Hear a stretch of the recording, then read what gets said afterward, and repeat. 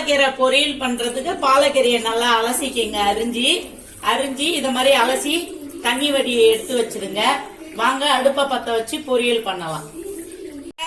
பாலக்கீரை பொரியல் பண்ணலாம். பாலக்கீரையை வாங்கி இத மாதிரி குறுகி அரிஞ்சு வச்சுக்கோங்க. அரிஞ்சு அலசி எடுத்து வச்சுக்கோங்க. அடுப்ப பத்த வச்சுக்கோங்க.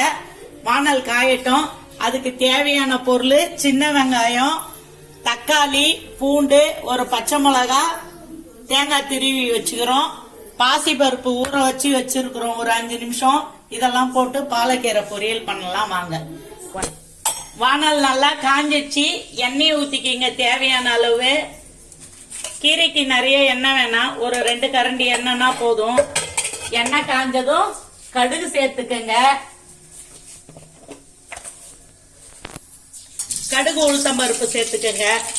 பொரியட்டும். காஞ்ச மிளகாய கொட்டிக்கங்க. பச்சை மிளகாய் போட்டுக்கங்க. பூண்டு சேர்த்துக்கங்க. வெங்காயத்தையும் சேர்த்துக்கங்க. சேர்த்து எல்லாம் ஒரு வதக்குங்க. வதங்கட்டும்.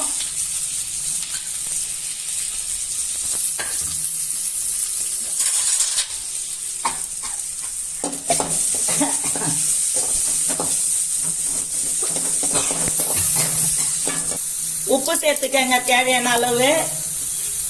வெங்காயம் வதங்கிடுச்சு. தக்காளியும் சேர்த்துக்கங்க. கீரை பொரியல்ன்றதுனால தக்காளி இது பண்றோம். இல்லன்னா தக்காளி சேர்க்க மாட்டோம். சிட்டிகை மஞ்சத்தூள் சேர்த்துக்கங்க. சேர்த்து நல்லா வதக்கிட்டு கீரையை கொட்டிக்கலாம். வாங்க.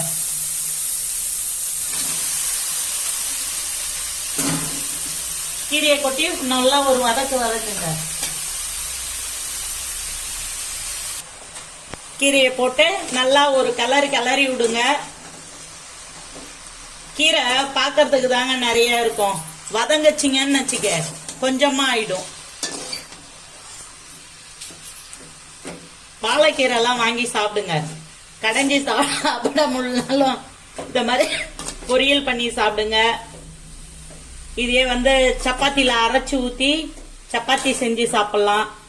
பன்னீர் பாலக்கீரை செய்யலாம். நிறைய டிஷ் செய்யலாம் பாலக்கீரையில.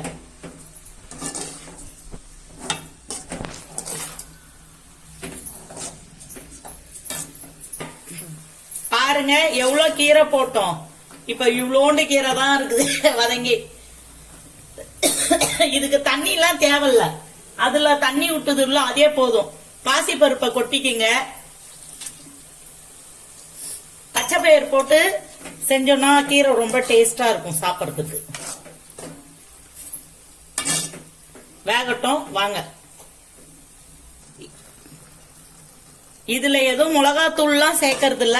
நம்ம போட்டோம்ல பச்சை மிளகாயும் காஞ்ச மிளகாயும் தான் இதுக்கு காரத்துக்கே. வேற எந்த ஒரு மசாலாவும் சேர்க்க போறது இல்ல. இந்த காரமே இதுக்கு போதும். உப்பு இருக்கா பாத்துக்கங்க. கீரை அதிகமா உப்பு இழுக்காது.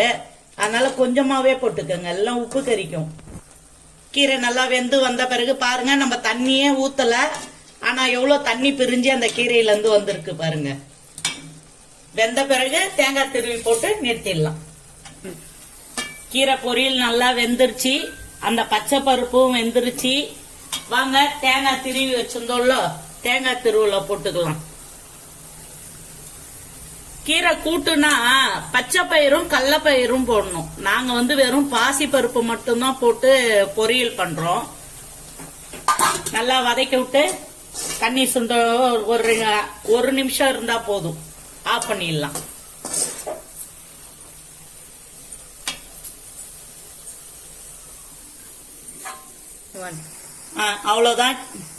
அவ்வளவுதான் ஃப்ரெண்ட்ஸ். கீரை பொரியல் ரெடி ஆயிடுச்சு. வாங்க சாப்பிடலாம். நெக்ஸ்ட் வீடியோவில் என்னன்னு பார்க்கலாம்.